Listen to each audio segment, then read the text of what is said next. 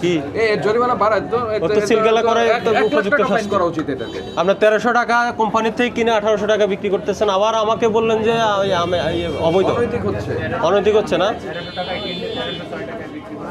তো এই জন্য কি 1800 হবে? কত হওয়া উচিত? ও বক্তব্য দিলে ওরে জরিমানা করাটা অবৈধ হবে। অবৈধ? সে বৈধতা শিখাচ্ছে, সে 1700-1800 টাকা করে বিক্রি করছে, সে বৈধ।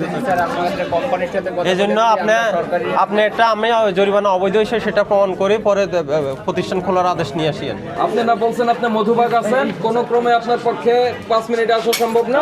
আমি ম্যানেজারের জন্য সম্ভব না কি? ও তো ভিতরে, আমি ঘুমানো বাইরে তালা দেওয়া। মধুবাগ বলছেন না? জি স্যার। কাকে বলছেন? আমাকে বলছেন? তো মিথ্যা কথা কেন বলেছেন? স্যার আমি মধুবাগ বলছি, মধুবাগে ওরা গ্যাস ডেলিভারি দিতে গেছে, ওরা তো ওদের কাছে চাবি, আমি তো ভিতর থেকে খোলার রাস্তা নাই, ওরা বাইরে থেকে আটকে গেছে। আপনাকে বাইরে তালা দিয়ে চলে গেছে? চলে গেছে। স্যার এই প্রতিষ্ঠান যেন বন্ধ রাখা দরকার। হ্যাঁ দরকার তো।